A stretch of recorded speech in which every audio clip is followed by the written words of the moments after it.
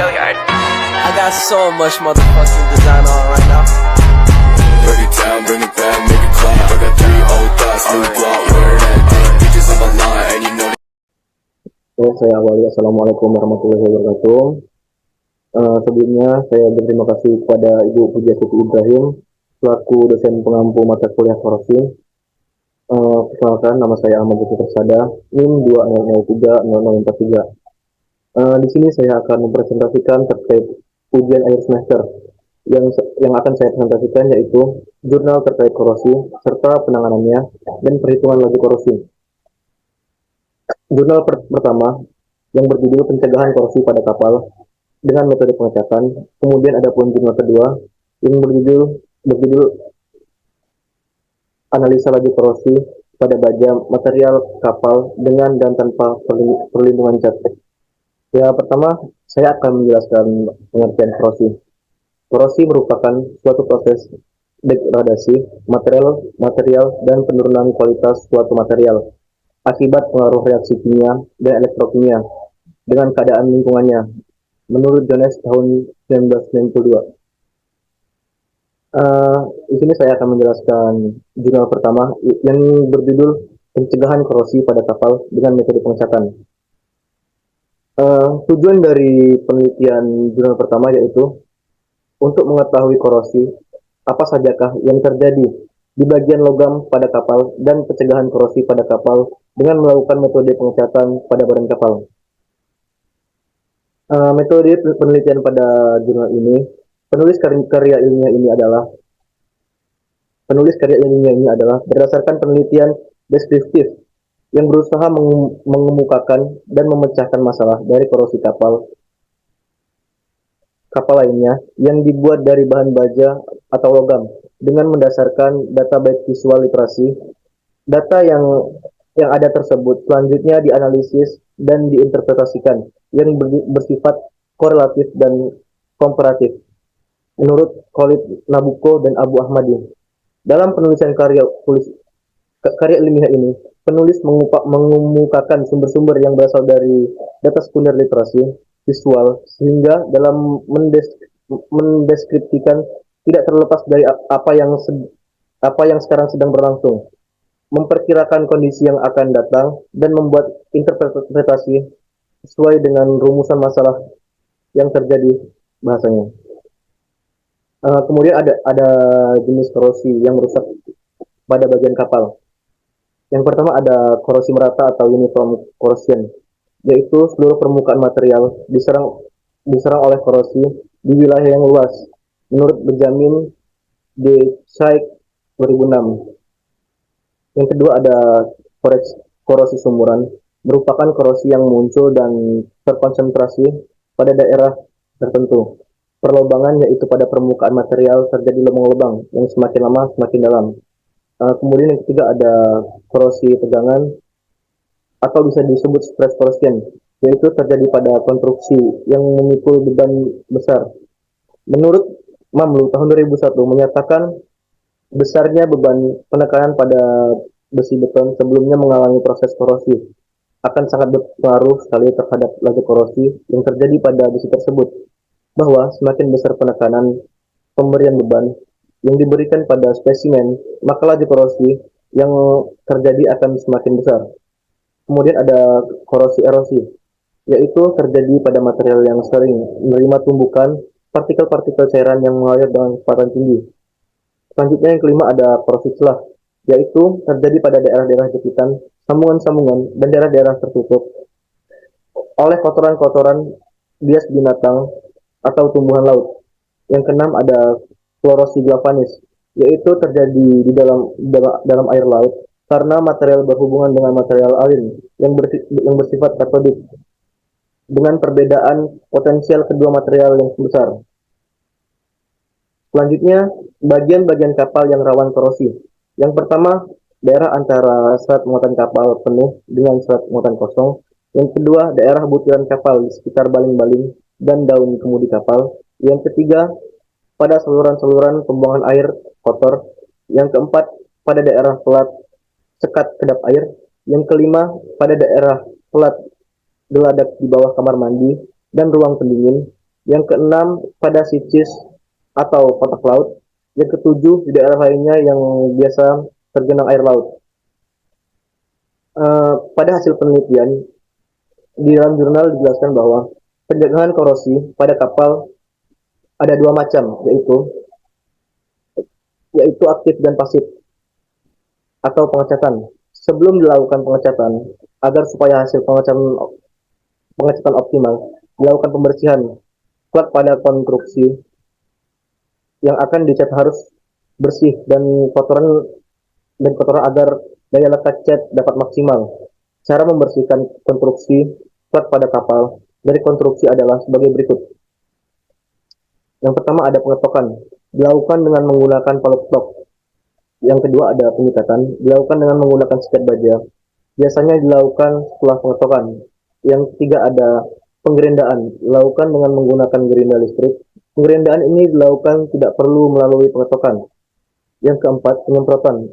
Penyemprotan dengan pasir dan udara tekan dengan tekanan sekitar 8 kg per cm kuadrat lewat nozzle dan dengan pasir, besi, silikat, kuarsa dengan diameter 0,5 sampai 1 mm.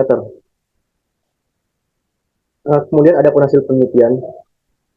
Cara pengecatan pada kapal ada tiga macam. Satu, dilakukan dengan menggunakan kuas. Yang kedua, dilakukan dengan menggunakan roll. Yang ketiga, dilakukan dengan menggunakan penyemprotan atau sprayer. Pengecatan dengan menggunakan kuas biasa akan menghilangkan luas pengecatan yang tidak begitu luas, sehingga akan memakan waktu yang relatif lama. Cara yang sering dilakukan adalah dengan roll, karena selain dapat menghasilkan pengecatan permukaan yang luas dan cepat, hasil pengecatan menggunakan roll ini ini adalah 5-6 kali bila dibandingkan dengan kuas biasa. Di samping itu, keuntungan bila menggunakan roll sekitar 30% karena cat yang terbuang lebih sedikit. Untuk mendapatkan hasil yang lebih luas dan dalam waktu yang singkat, maka akan digunakan penyemprotan. Pengecatan terhadap bagian-bagian kapal dilakukan dalam beberapa tahap. Hal ini berkaitan pelapisan cat, ketebalan cat, ketebalan tiap lapisan. Cat sangat penting yaitu untuk memperoleh hasil pengecatan yang baik. Hasil pengecatan yang terlalu tebal atau terlalu tipis harus dihindari. Ketebalan tiap lapis normal adalah 30 sampai dengan 50 mikro. Penggunaan cat yang berkualitas baik dan hasil pengecatan yang baik, maka akan sangat mempengaruhi perlambatan terhadap laju korosi. Ya, ada pun kesimpulan dari jurnal pertama ini yaitu penyebab kerusakan paling besar pada kapal atau alat apung yang berbahan dasar dari logam adalah kondisi dari lingkungan air laut. Untuk mencegah perkembangan korosi tersebut, pada umumnya dilakukan dengan cara pengecatan pasif. Sebelum dilakukan pengecatan, dilakukan pembersihan pada bagian yang ada di cat. Karena jenis-jenis korosi yang ada pada logam bermacam-macam. Jenis cat yang dicatkan terdiri dari cat primer, cat anti-corrosion, cat anti-fouling, cat bottom, cat topside. Pelaksanaan pengecatan disesuaikan dengan lokasi kapal atau tempat yang dicat dan batasan interval waktu. Ya, selanjutnya ya mungkin ada jurnal yang kedua yang berjudul analisa laju korosi pada baja untuk material kapal dengan dan tanpa perlindungan cat. Tujuan dari penelitian jurnal kedua ini adalah untuk membahas dan mengusulkan solusi terhadap masalah korosi pada kapal dan struktur apung lainnya yang terbuat dari baja atau logam. Penelitian ini didasarkan pada metode deskriptif yang menganalisis dan menginterpretasikan data dari berbagai sumber, termasuk data visual dan literatur. Metode penelitian yang digunakan pada jurnal kedua ini, yang pertama, satu, material uji. Spesimen benda uji untuk proses penelitian terpilih berupa plat baja ST40 yang memiliki sifat hampir sama dengan plat untuk kapal. Plat tersebut memiliki ketebalan 0,5 mm dan dipotong berturut-turut dengan ukuran 10 x 4 cm, 15 x 5 cm, dan 15 x 10 cm. Yang kedua ada pemilihan merek cat. Material cat yang akan diuji sebagai pembanding laju korosi adalah cat yang digunakan pada bottom area dan cat yang digunakan pada top cat area. Yang ketiga, yang ketiga ada tahap pengecatan. Tahap pengecatan selanjutnya dilakukan dengan menggunakan metode penyemprotan bertekanan dengan peralatan utama hand air sprayer merek merek Sagola dan dengan kompresor udara gas GE Motors. Pengecatan dilakukan dengan tekanan sesuai dengan rekomendasi dari pabrik. Temperatur pengecatan kurang lebih 27 derajat Celcius. Jarak pengecatan kurang lebih 20 cm dan kelembaban rata-rata. Kemudian ada yang keempat, pengujian korosi. Metode ini biasa digunakan untuk mengetahui ketahanan material pelapis pada kondisi yang mirip dengan lingkungan. Sebenarnya yaitu ketahanan terhadap larutan asam dan garam. Larutan yang digunakan pada pengujian ini adalah HCl 1,5 m. Kemudian ada yang kelima, ada pengujian penyemprotan garam. Sebelum pengujian ini, spesimen ditimbang dahulu untuk mengetahui berat awal sebelum pengujian. Spesimen ini ditimbang dengan alat timbang elektronik analytical balance merek Ohanus. Suhu ruangan 29,5 derajat Celcius dan kelembaban ruangan 25,9%. Kemudian selanjutnya yang keenam ada pengujian fleksibilitas cat dan daya lekat cat. Plat pengujian yang telah dikeringkan selama 7 hari di oven pada suhu 65 derajat Celcius selama 1 jam, kemudian didinginkan. Setelah itu, plat ditekuk dengan alat fleksibilitas sebesar 1800.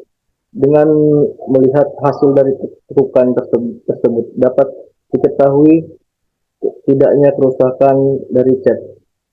Kemudian yang ketujuh ada uji bentur. Plat pengujian yang telah dikeringkan selama 7 hari diletakkan pada plat di bawah beban benturan dari alat pengujian benturan. Plat tersebut mula-mula dibentur dengan ketinggian beban benturan 10 cm. Bila tidak terjadi kerusakan pada lapisan cat, ketinggian beban benturan dinaikkan terus hingga ketinggian maksimal. Yang ke-8 ada pembersihan benda uji yang terkorosi. Pada percobaan ini, dipilih pembersihan secara kimia dengan tujuan memperkecil kehilangan massa akibat pembersihan karat dibandingkan dengan dua metode lainnya. Kemudian di sini saya akan menjelaskan perhitungan laju korosi. Laju korosi dapat ditentukan menggunakan persamaan berikut. Yang pertama ada MPY dengan ketentuan nilai 534. Kemudian dikali W per D dikali A dikali T. Dari W sendiri merupakan massa yang hilang akibat terkorosi. D merupakan rapatan massa. Kemudian A luas permukaan dan T merupakan waktu. Sama saja dengan yang mm per YR dan UM per YR. Yang beda hanya ketetapan desimalnya. Kemudian ada hasil penelitian. Pada pengujian ini digunakan cat yang masih dalam kemasan kaleng yang masih tertutup rapat tanpa segel dan dalam kondisi baik. Pada saat dibuka, tidak ada lapisan yang mengulit, tidak ada bahan asing, dan tidak ada endapan pigmen keras. Laju korosi material pembanding yaitu spesimen G yang tidak mendapat perlakuan cat mempunyai laju korosi yang cukup besar. Hasil pengujian cat bottom area cat sampel mengalami pemudaran warna menjadi sedikit kusam. Untuk cat iron sedikit lepuhan pada cat, sedangkan untuk cat sigma tidak mengalami perubahan warna. Sebaliknya, pemakaian cat topside ketiga macam tidak dapat mengalami perubahan warna. Dari pengamatan ketiga cat dapat disimpulkan bahwa sifat ketahanan korosi terhadap salt spray pada material cukup baik. Pengujian celup juga dilakukan dengan maksud mengetahui ketahanan lapisan cat terhadap larutan asam HCl. Larutan seperti ini dapat berasal dari lingkungan, seperti air laut, kemudian dari air limbah, maupun larutan yang digunakan pada proses industri atau peralatan biologi. Ya, kemudian ada pun kesimpulan dari jurnal kedua yaitu dari penelitian laju korosi material dengan perlindungan cat yang telah dilakukan dapat diambil kesimpulan sebagai berikut. Yang pertama, material yang tidak mendapat perlindungan cat. Pada pengujian penyemprotan, garam memiliki laju korosi yang lebih tinggi dibandingkan dengan baja yang dicat. Kemudian, material yang tidak mendapat perlindungan cat. Pada pengujian impression test dengan larutan garam mengalami korosi dengan nilai jumlah lebih besar dengan material yang dilindungi cat. Kemudian yang ketiga, produk cat bottom yang baik adalah cat sampel dan cat sigma utama, sedangkan produk cat top set yang baik adalah cat eon. Selanjutnya, hasil penelitian terhadap beberapa produk cat kapal, 3 produk cat kapal untuk bottom dan top set memperlihatkan bahwa cat cukup efektif untuk menahan laju korosi. Pemilihan cat yang tepat, tahan terhadap lingkungan, akan meningkatkan keefektifan pengendalian korosi pada material. Sekian, terima kasih. Mungkin itu saja yang dapat saya sampaikan.